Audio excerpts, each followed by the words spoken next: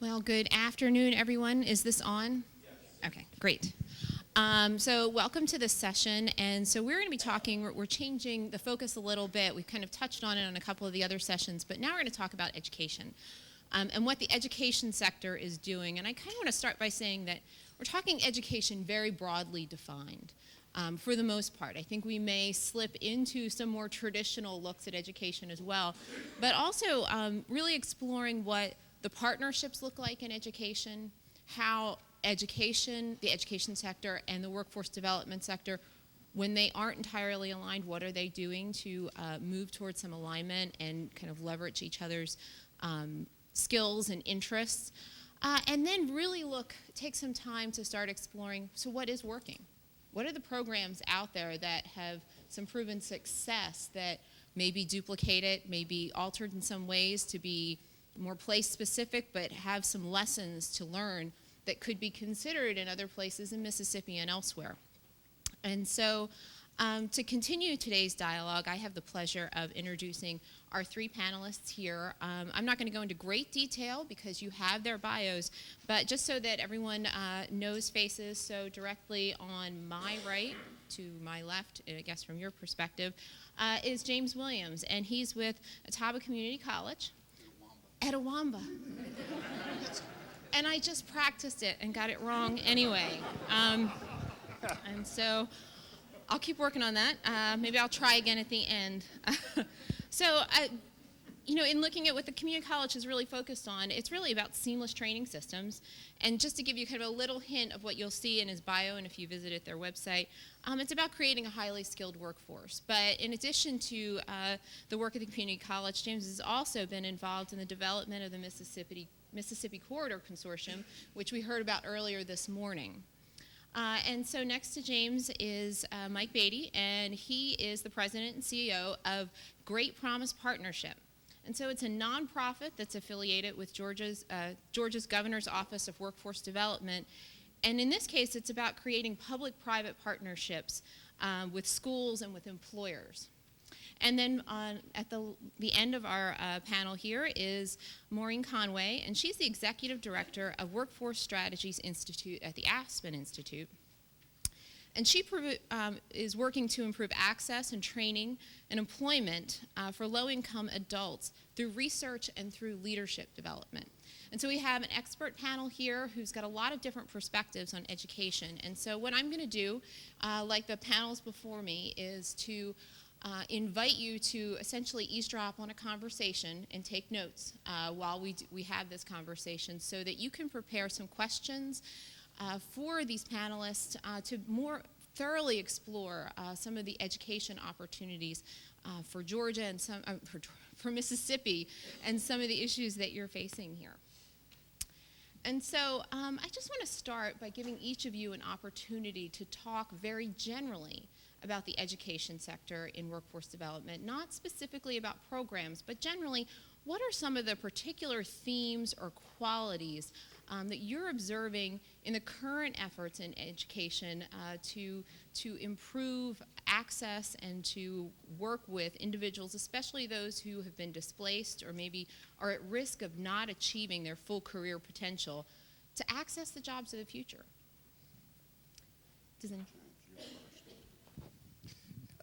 Good morning. One of the biggest challenges we faced in North Mississippi is undereducated, dislocated workers.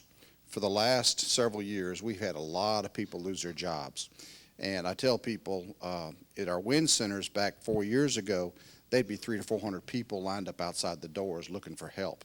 And so we had to come up with multiple strategies to help those people regain employment. And one of the problems we were facing is that even though we could maybe get them a job, they'd be underemployed. And so we started looking at strategies around the country to how to address this issue. And so I like Tom Peters. You find the best solutions on the fringe. And so we went to Ames Community College and looked at their 21st Century Skill Lab. And I went to Birmingham, Alabama, and looked at their dropout recovery program. So we started putting a package together. And so what we found out was that we needed to have individual strategies to affect a specific outcome. Doug Hall, who is one of the innovation engineers gurus, says, "In God we trust, all others must have data." And so when you look at what you're doing, can you prove what you're doing? And so we're looking at that as our new model, diverse strategies to get specific outcomes, and they need to be measurable. In Georgia, we have much of the same issues, but I'll have to tell you, I worked with every city and county in the state of Georgia for 10 years as DCA commissioner. And 10 years ago, we had 91 persistent poverty counties in our state. And as I looked at over $5 billion of grants and loans that went into those counties, I kept looking for how can we change things. And one of the issues that really hit us was that we were just losing too many kids. Too many kids were dropping out of school. Those kids were falling into juvenile justice, which was $93,000 a year, or falling into, the correctional system. So we were looking for some solutions that worked. And what we found was a private sector solution working with Southwire Corporation out in Carrollton, Georgia. How many of y'all have heard of Southwire? You're a little bit familiar with Southwire. Over the last 5 years, Southwire has helped 600 at-risk kids. These are kids you'd lose now. You lose these kids. 600 at-risk kids graduate, go to the military, go to college, or go to work. And so, and let me tell you, when you think about the impact of that and what it does to that community, so we are taking that solution, that private sector solution, statewide. And let me introduce you to a couple, three of the kids, and then I know this may not be the question you ask, but I'm an old politician, so I'm going to answer the question I know, okay? Let me introduce you to three kids, okay? So you can get a feel for the kids that we're working with. Kaylee, sleeping in her car when she was 14. Parents were drug addicts. You with me? What's the odds of that kid making it? Today, Kaylee is in nursing school, okay? She's still working at Southwire. Think about this, has been to the White House, and if you go to our website at gppartnership.org, you'll see an interview with Kaylee on CBS Morning News, okay? You'll also see in there a young couple named Tyler, who's 17, his wife is 16, and they have a baby. What happens to those kids? What's going to happen to them? Both of them are working full-time at Southwire, and they graduated from high school. Elmer was living with his mom in a motel kind of situation where they're paid by the week with five different members of his family in one room. Y'all met these children? How many of y'all can relate to some of these kids? Elmer is an IT guy. He worked for us at DCA. Elmer was my top IT guy. He's now in the Marine Corps and will come back with a really great skill. So these are the kids we're working with. We'll be working in every county of the state and really to implement saving these kids. We need to save these kids. These kids need to be part of the American dream. Good morning. Thank you for having me here. I think listening to the past two panels, I changed what I wanted to talk about 3 different times because there's been such a great conversation. And since I'm third, now I'm like struggling to remember what was the question I was actually supposed to answer. But anyway, I want to tell you a little bit about what I do at the Workforce Strategies Initiative. The approach that we have looked at for many years now is something that we call sector strategies. Mark mentioned workforce intermediaries. They're a very sort of I don't want to get into the details of how workforce intermediaries and sector strategies intersect, but the main points I want to say is that what we have been trying to look at and figure out and document and build leaders for is a strategy that looks within a regional economy, thinks about what are sort of the key sectors, the key opportunities, and how do I help the low-income adults or whatever constituency group I'm working with develop the skills, relationships, capacities to succeed in that particular industry sector. And it requires the workforce intermediary or some organization that's sort of a strong facilitator of multiple partnerships. So if I recall the question correctly, it had something to do with what works in the education sector. And I think the thing I started thinking about immediately was to sort of think outside the walls and think about how do you work not just within the education sector, but building relationships outside the education sector. And we've heard a lot this morning about building relationships with employers. Obviously, in the model I just described, that's really critical. But the other piece that's really critical is building relationships with nonprofits and social service providers, because if you think about today's economy, and we've heard this in bits and pieces, right, and there's sort of it's the knowledge economy, but it's also a service economy, right? So, you know, advanced manufacturing is really great, but quite frankly, we've created nearly 10 times as many jobs in retail and nearly 10 times as many jobs in restaurants and hospitality over the past year as in manufacturing.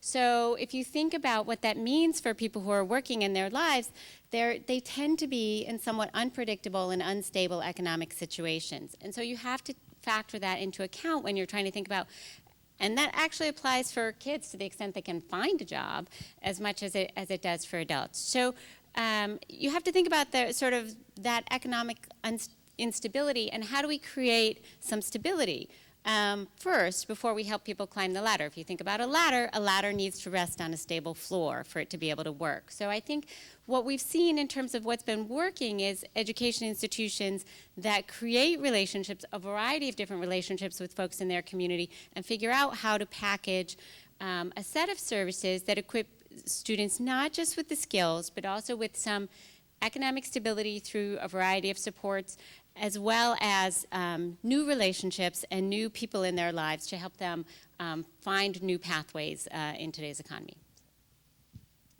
Great, thank you. And so actually, Mike, I want to turn this back to you because you started talking a little bit about the program that you're working with, but can you tell us a little bit about how it works? Exactly Sure. what does it look like to do this dual enrollment model? We're working with about 33 high schools right now, and basically the kids go to school a half day. First you identify the kids, okay? You identify the kids. In each school we're identifying about 30 at-risk kids. This is average high school. There are more there, but we identify 30. There's criteria that we go by. And once we identify those kids, we do a little work prep, a little blocking and tackling. Okay, just some fundamentals of getting the kids ready. And as we're doing that, and we work with, I know we got community colleges here. We're close partners with our technical colleges. We work very closely with our technical colleges, chambers of commerce, local political leaders to identify job placements. And the kids actually go to school a half day, and they work a half day in what we call a short shift concept. They're very productive. Southwire last year earned over $2 million profit in that short shift concept. So we actually bring benefit to the private sector. The way I've looked at this, the only way you have a sustainable effort, it's got to be locally driven with the high school, with the local school board, but it also has to be beneficial to the company. Now, we've scaled it down, Karen, to where we've got as few as 2 to 5 kids in a workplace. And so now if they're not in school, they can't work. If they drop out of school, they lose their job. And we put there's a team together. The best mentor you have are the supervisors in a manufacturing facility, Jay. These supervisors love these youngins. And I will tell you, there's something magical about an at-risk kid that's on the cusp of dropping out when they earn their first paycheck. When they walk in there with that look on their face and they have earned that paycheck, that changes their dynamic. What we've created in a lot of cases, at least in Georgia, is what we call a culture of dependency. And you do have to have that ladder, and it takes everybody. And what we do, we really engage the political leadership in a county. We engage the congressional staff. We engage the state rep, the state senator, Chamber of Commerce, our technical colleges, our university system. And we identify those kids, and I'm going to tell you something. We don't lose a kid. We did our 2-year pilot. I started this at DCA, Department of Community Affairs. 3 years ago, we did a 2-year pilot. Here we had 102 seniors in that 2-year pilot. We did not lose a kid. Now, only 80 graduated on time. The others are graduating this semester. All of them are either going to the military, going to college, or from a manufacturing or any business, they're training their own workforce with really great jobs. I think when it works best, you hear the word engagement, and here's what that means to us. When we're in the plant so much that they think we work for them and they know us personally, we're engaged. When they will take you in their confidence and tell you their deepest, darkest secrets of business model and things like that, you're engaged. And we work very heavily on that. And we track our engagements through a data system so that we know, we look for common threads. And we don't go into a company and say, tell us what you need. We say, tell me your problem. Because the name of our building is called the Manufacturing Solution Center. If you can't help them address an issue that affects their bottom line, you're out of business. So we're in there trying to get them, help them solve their problems. And we spend a lot of time on high-valued programs. And so we have a discussion with them. And it works extremely well, and then it also helps us bring in the second component, which is partnerships. Workforce training is like economic development. It's a team sport, and all the partners have to be in the room. And so we only have the partners in the room for a specific issue that we're addressing. And I'll tell you how it has manifested to affect manufacturing. We have the Mississippi Corridor Consortium, and one of our major partners is Mississippi Partnership, which is the local WIA board. Mr. Bill Rennick came to us and said, we need to have a strategy for economically depressed youth that drop out of high school. And so we all came together and formulated a plan. And we took the plan, and then we went back to industry and we said, this is what we think, what do you think? We put that together, and then we got all the partners in the room. ABE says, well, we can do this much. We can help with this. State Workforce said we could do this. WI said they could do this. And you know what? We put together a magical program that takes people that drop out of school. They get their GED. That goes through 5 weeks of training. They get a paid internship. And guess what? They get a job. Not the job, but a job. So the engagement, the partnership, the teamwork, the synergy drives the system. And the vast majority of our students go to work in manufacturing because we have a sector strategy for manufacturing. I want to address that, but I want to talk about the mamas in this deal. At DCA, Department of Community Affairs, I had 50,000 families on rental assistance. How many of y'all familiar with rental assistance? A lot of these were single-parent mamas who were working, having a tough time. Now, if you want to see something change a family, when a young man that you would have lost in that family stays in school and graduates, okay, you with me? And goes to college, maybe the first time, earns a check, helps that mama. How many of y'all, I was raised by a single mom. How many of y'all raised by a single parent? Let me tell you, there's a lot of that there. It changes the dynamics of that family. It changes their expectations.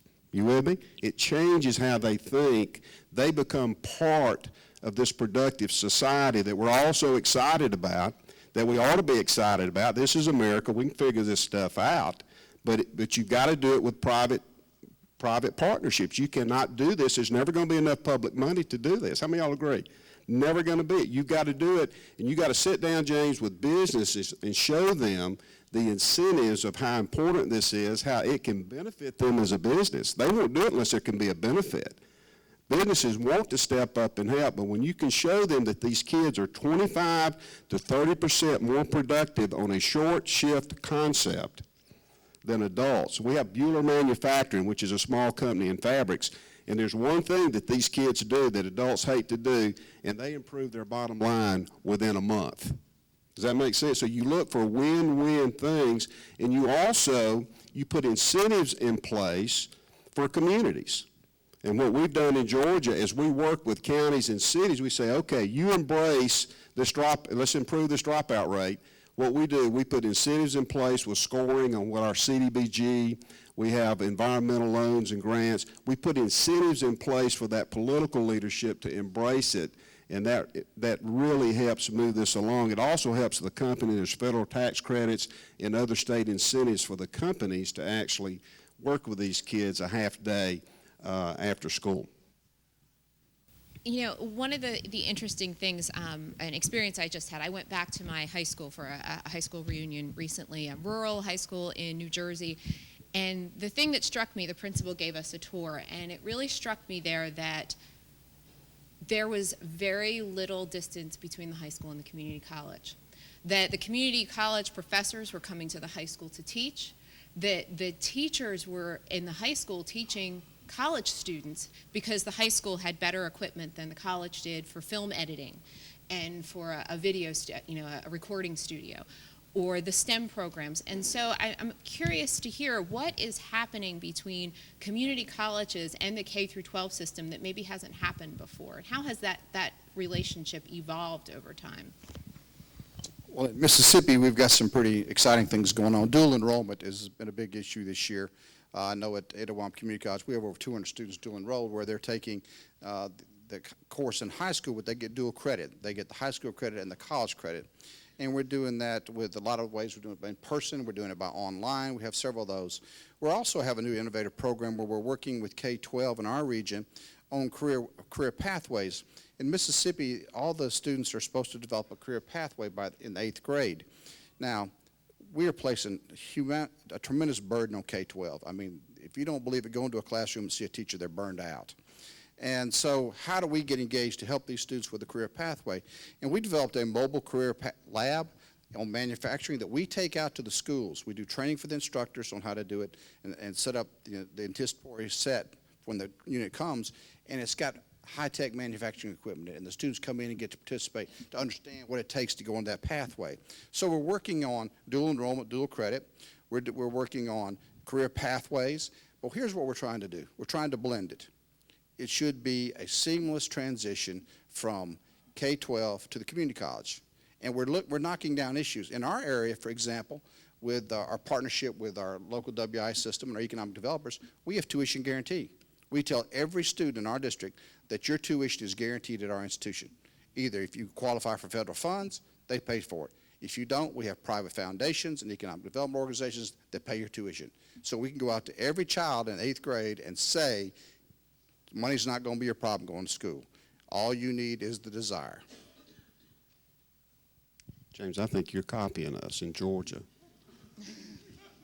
We're just humble servants. I found out last night, I don't think Jay's in here, but Jay and I both had graduate. We were in the same class in 1974 in a political science class at the University of Georgia. How many of y'all knew Jay was a graduate at the University of Georgia? Is he still here? We remembered the professor and everything. We hadn't seen each other in however many years, and I have a political science degree from Georgia. Can y'all tell? You know what that and 42 cents will buy you at McDonald's when you turn 55? A senior coffee, okay, you with me? We love I'm going to call them our technical college. I love our university system, I do. But sometimes our university system can be a little slow in getting things done, okay? Since I've been here, I've called 3 technical college presidents, and we're lining up some companies that I will be going to speak to that will provide jobs for kids.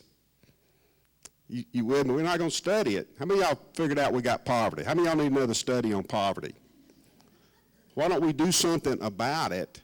And I think that's what the community college, I love what you guys do here. I can walk around here and pick out my community college folks because, I mean, you're getting it done. And I will have to tell you, that partnership is so important, and with the business community. You've got to have that partnership. You've got to be there. You've got to be talking. They got to understand, you know, what you're about and what value you bring together to them, to the business community. So we've been doing a lot of work with Northern Virginia Community College, and they have dual enrollment model with their local high schools, but they also have dual enrollment model with local nonprofits that work with adult learners. And I just want to reinforce a couple of points that I think Mark made, and I think he'll correct me because I'll probably get my numbers not quite right. But our future workforce is really largely already working, and you know, we talk about reaching down to high schools and everything, but the proportion of the workforce that is 24 or less is, I think, down to, say, I'm going to say 13-ish%, something like that. By 2018, but the proportion of the workforce that's supposed to be 55 or older is around a quarter. So, and this is a remarkably large demographic shift over the past 20, you know, in a 20-year span. So when we think about what are the models for workforce training, we really need to think hard about not that K-12 is not important. I have kids that are in K-12, and I think K-12 is really important, but we also have to think really hard about how we're reaching adult learners and what are the models for doing that.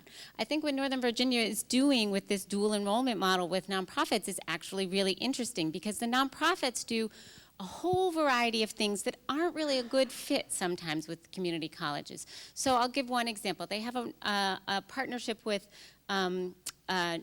Northern Virginia Family Services, a large social service organization, and they run an initiative called Training Futures, and they train people for office jobs. And Training Futures is in the basement of an office building. It's in the basement of the Booz Allen Hamilton building in Northern Virginia. People have to dress professionally. They come 9 to 3. They provide certain kinds of supports. It's a 6-month program. They get 17 credits at the end of this program, but they also get a whole set of the behavioral skills. They get there's an internship as part of the program. So there's this whole set of things that are not just about being in the classroom, but about learning sort of office behaviors, office dress, office communication. They work a lot with a large proportion of the people, because of the diversity of the area that they're working in, are foreign-born.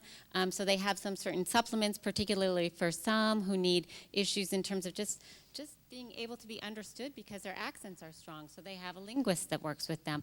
I mean, a variety of things that they do to help people sort of get from here to there, basically. So a lot of, and they work with a lot of diverse skill levels, and figuring out how to work with the diverse skill levels that this wide variety of adults brings into this particular setting, right? So if you have people who are foreign-born, often they have language issues, but they may have really significant learning that they've done in their own country, and how to think about translating that.